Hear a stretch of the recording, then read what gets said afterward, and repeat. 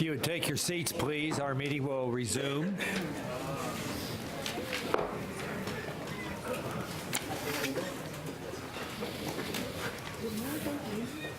And in our public comment this evening, we have 7 speakers, all from the JUMP organization. And in talking with Shanae, they went to each tell us a little bit of their own, some situations pertaining to their interest in the affordable housing issue. So we look forward to hearing from you. And our first speaker is Olga Hennessy. As you know, we have, you've been here before at the podium, and you have the lights here for the timing. And we ask that all of you keep your remarks to the limit if you can, please. Thank you. Yes. Hi, good evening. I'm Olga Hennessy. I have been part of Topeka JUMP, which is Justice, Unity, and Ministry Project, for the past 3 years. I'm also a member of Tecumseh United Methodist Church. Let me ask you a question this evening. What keeps you up at night? What do you worry about?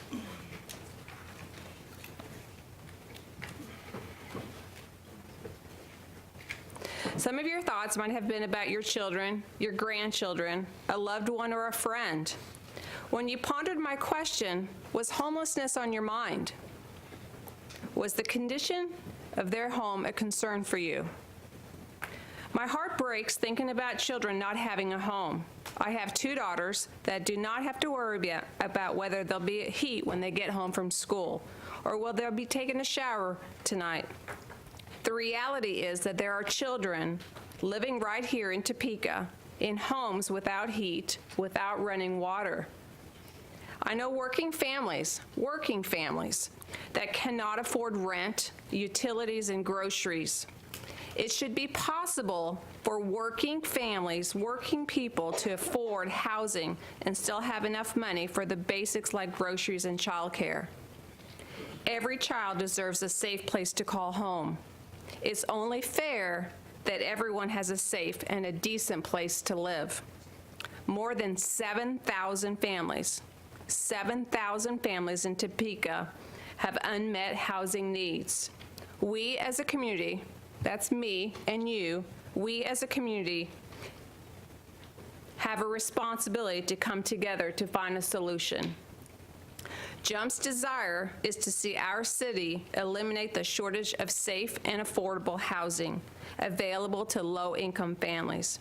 It will take funding and policy changes to do that, and we think the best practice you should consider is an affordable housing trust fund. Thank you. Thank you for your comments. Next is Pam Ensley, to be followed by Roger Smith.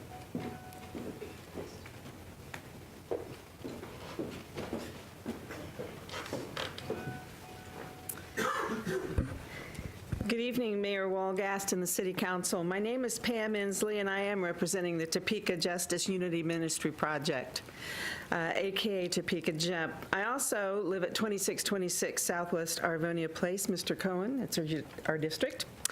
And I attend First Baptist Church over on McVicker, and First Baptist is one of the original members of the JUMP organization. I am a retired 5th through 8th grade teacher who worked in a suburban Shawnee County School District as well as the Topeka Public School District. And during my tenure as an educator, I saw and experienced the trials of many of my students who were caught in the family dynamics of low-paying jobs, unable to afford safe, adequate, affordable housing with an emphasis on safe and adequate.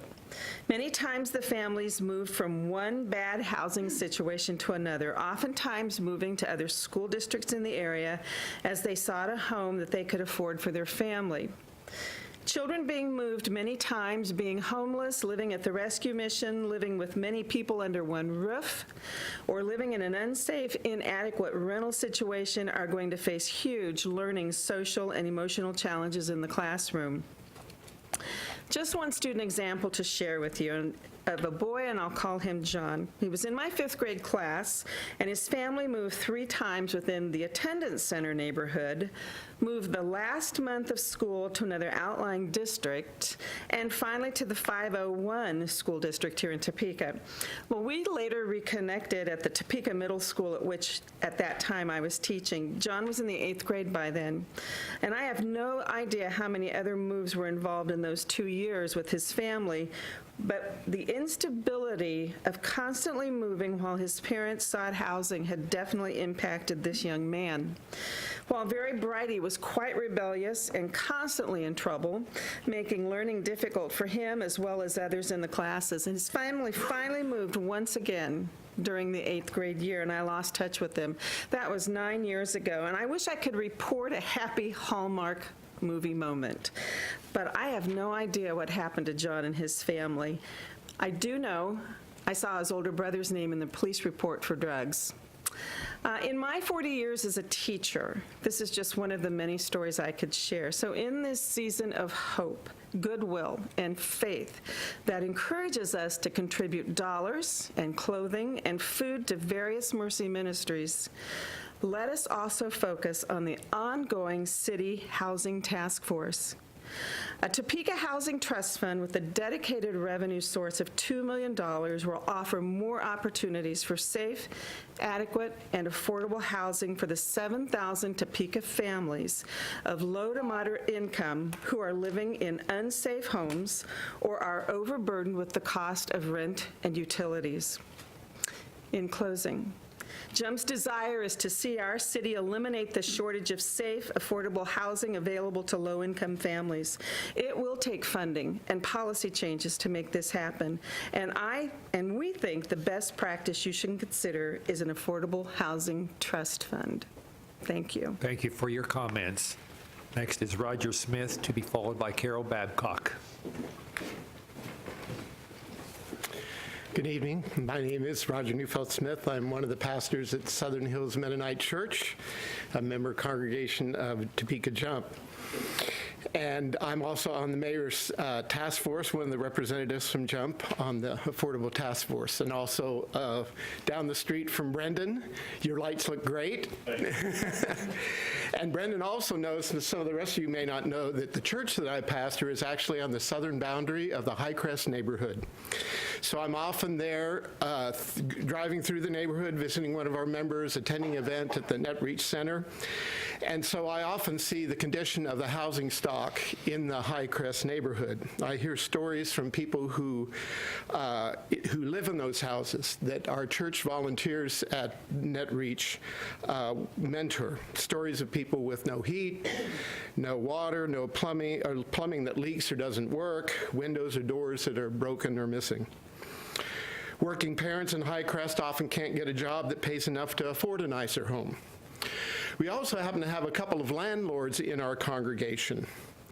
The landlords in our congregation, I know, really try to provide a decent place for their renters, but they can't afford to fix up the 50 to 60-year-old cheaply built Highcrest houses. And they can't afford to fix those up and then turn around and rent them at affordable prices. And so the children in these houses are often embarrassed or simply are unprepared to go to school. And their parents are often embarrassed and dismayed for not being able to provide a decent house for their children. This housing situation in Highcrest is affecting these families' futures today. And we can't expect conscientious landlords to fill the affordability gap on their own. These are just a few of the 7,000 families in Topeka who do not have good, safe, affordable housing options. According to the city's Consolidated Action Plan, 1 of every 2 renter households in Topeka spend more than 50% of their income on rent. We have 2,000 families on a waiting list. The families, and especially the children in Highcrest, can't afford to wait for 2 years. So Topeka needs affordable, safe, and a safe and affordable housing trust fund with a dedicated revenue source to provide gap funding for our low-income housing providers to do what they already do, provide safe and affordable housing to our city. JUMP's desire is for the city of Topeka to dramatically increase the availability of safe, affordable housing for low-income families. It will take funding and policy changes, but we are convinced that one essential best practice for the city of Topeka is to implement an affordable housing trust fund. Thank you. Thank you for your comments. Next is Carol Babcock, to be followed by Jane Williams.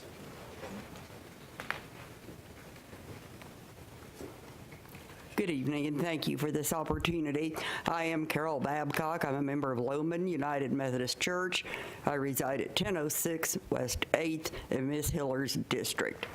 I care deeply about our affordable housing campaign this year on a very personal level. I know from the experiences of 4 of my grandchildren what homelessness or frequent moving from one unsuitable situation to another, how that affects kids, their socialization, their social skills, and their ability to learn.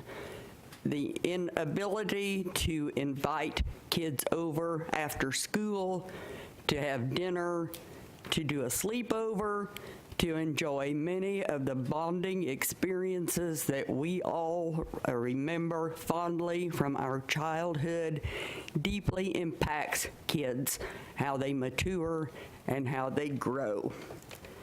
If you don't have a home, you don't have anything. You don't have stability. You don't have a place in this world. It does not leave kids unscarred, and we don't get a redo. We don't get to go back and do this over again. These kids are this age once. They'll be different 2 or 3 or 5 or 10 or 20 years from now when we finally help them to resolve their problem of a place to live. A place to call home gives a kid an opportunity to succeed. Please remember that. A place to call home gives a kid an opportunity to succeed. In Topeka, we have 7,000 families who lack safe and affordable housing and or are overburdened by the cost of their housing. The answer is a sustainable source of revenue to provide increasing housing for increasing numbers of families.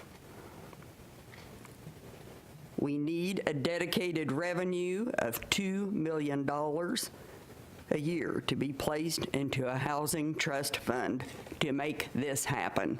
For God's sake, let's get this done. Thank you. Thank you. Thank you for your comments.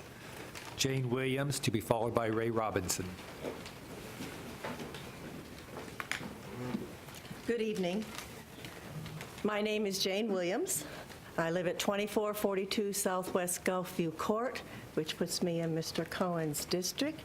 I am a member of Trinity Presbyterian Church, which has been a member of Topeka Jump from its beginning.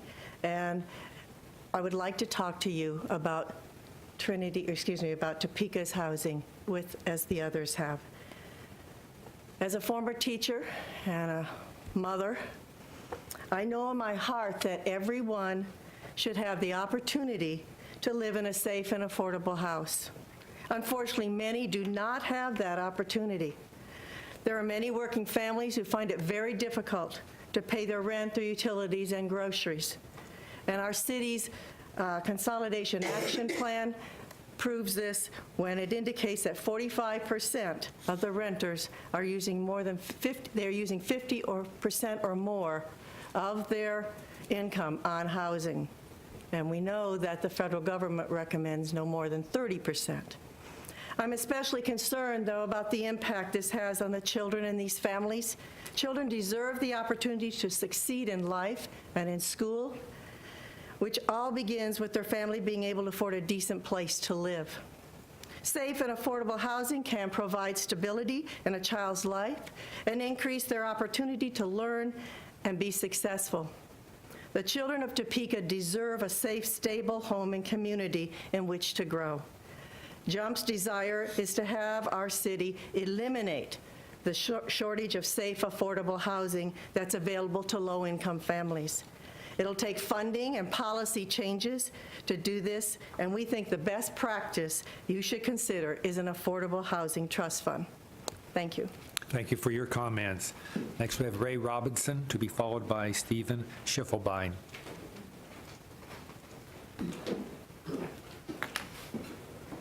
Good evening.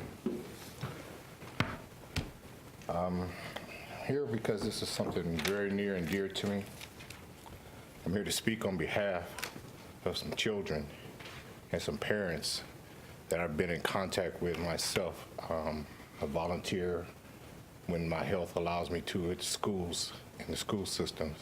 And I talk to third graders, fourth graders, and fifth graders, the ones that we start making statistics on that say if they're not accomplishing so much by this time, we use those statistics to see how many prisons we need, how many prison cells we need.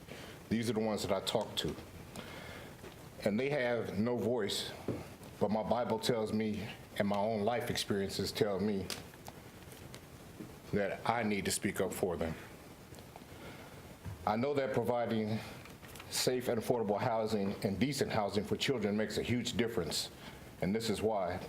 These school children have told me as a volunteer that they can't sleep at night due to so many children or people crowded into one place, into one bedroom, or into two bedrooms, or into a living room.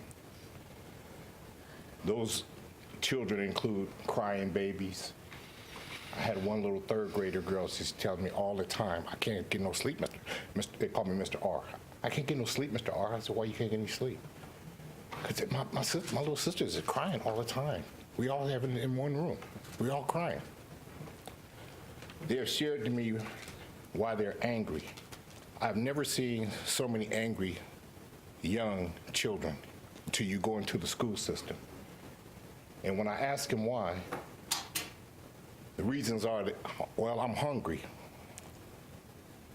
Or the reason is, well, I have to wear these dirty clothes or these wrinkled clothes because of my home situation, which many times equates to safe and affordable housing because they don't have plumbing or they have plumbing issues. They don't have the money to get those things straight.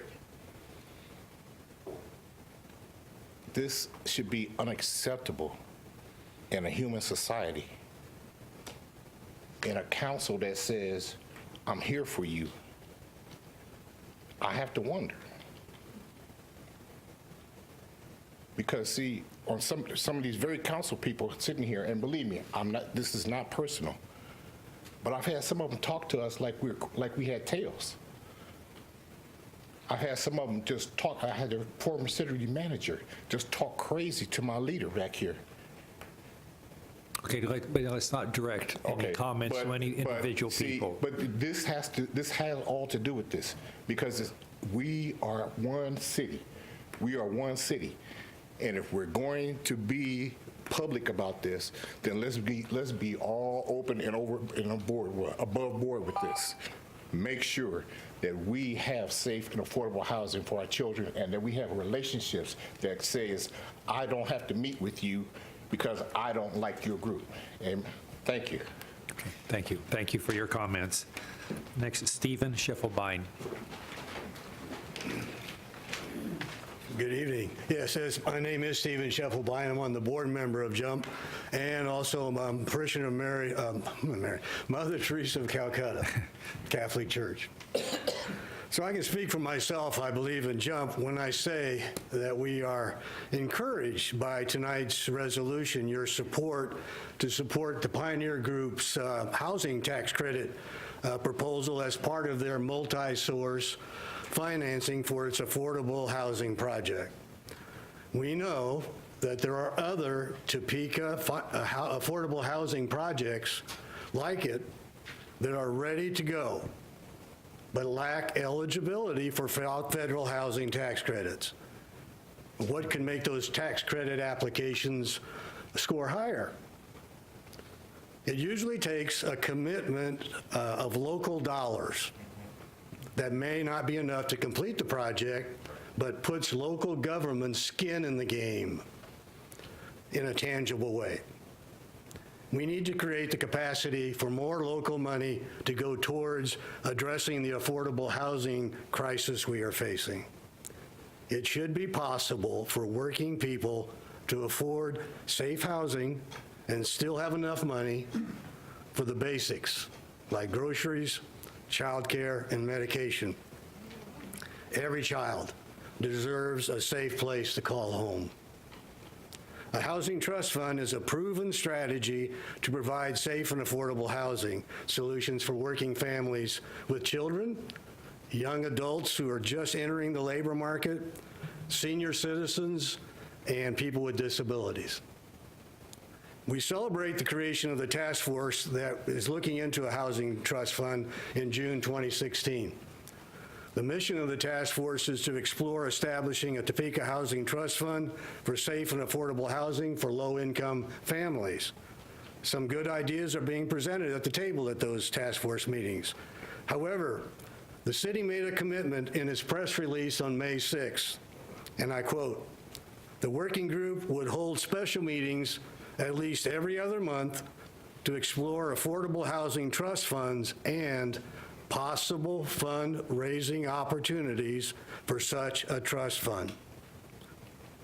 While we have had one presentation on trust funds at the task force, we have not seen the task force roll up its sleeves and really vet this best practice. We expect that will change soon. JUMP has been notified that the mayor is now working to pull together a few people to do more research, and we appreciate that effort, and we look forward to additional progress. Thank you for your attention. Thank you. Thank you for your comments.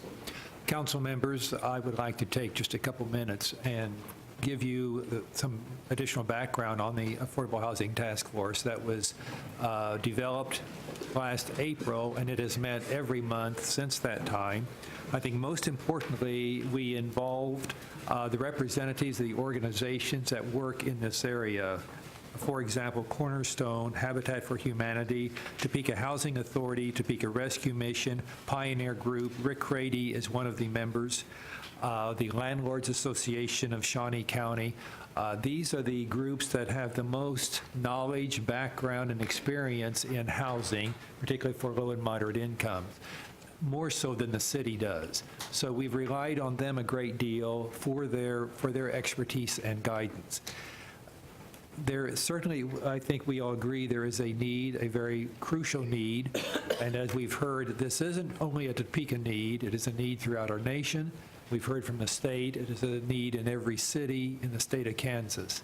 We have looked at the federal programs, the state programs. There are some funds that come through Shawnee County, the county, and to Sedgwick County from the state. We've looked at how those could be used. If we would put more funding into it, that is something that would certainly be long-term. You know, if we put money in, we're not going to have housing to solve issues, probably not in 2017. We don't know, you know, we're not 2017 budget for 2018 and all of that. So we've spent a great deal of time looking at what can be done right now. And there are two areas, one of which is how do we improve our current housing stock? The Affordable Task Force has spent a great deal of time working with our code people, hearing about the issues, what can we do to improve the stock that's available? And we see that as something that could be done and have an immediate effect. And some of that would require additional funds that we have through neighborhood relations, that we get federal funds that are used. Sometimes there is not, most times there is not enough. So that's one area. And another area is working with volunteer programs that Councilman Emerson referred to earlier this evening. And we see all of the different faith communities here. We see there a need where, through some volunteer efforts, that an organization that could be helped to solve some of these needs. Because, as we said, whatever the number is, we know there's a great need out there. And as Topeka Housing Authority, they get an extra $1 million. They can build 7 units. So, this is a lot of money to solve an issue, and it's going to be solved easily. But I want you to know that the task force has been excellent in their attendance. They continue to meet. They're looking at this. In our December meeting, we're hearing from the representatives from the State Housing Authority, Mr. Bentley, and also the Pat Michaelis, who works in this area, so that we can hear from their perspective what other cities are doing. So if you have questions, your interest, concern, visit with me, and we really working hard. Neighborhood relations is and Sasha's the key person in the area that's on top of it, and we continue to work at it, and we appreciate the role of JUMP. That concludes public comment. We have 2 areas of executive session. If the city attorney could give us the first parameter. The motion would be that the governing body recess into executive session for a period of 5 minutes to consult with the city's legal counsel regarding potential litigation that requires privileged attorney-client communication. In order to aid the discussion, the following individuals should be present: members of the governing body, Interim City Manager Doug Gerber, Human Resources Director Jackie Russell, Risk Manager Shannon Langston, and myself. Okay, is there such a motion? Councilman Jensen moves, Deputy Mayor DeLisla seconds. We'll go into executive session for 5 minutes with those parameters when the room is clear. I'm sorry. All those in favor vote yes, opposed vote no. Please vote.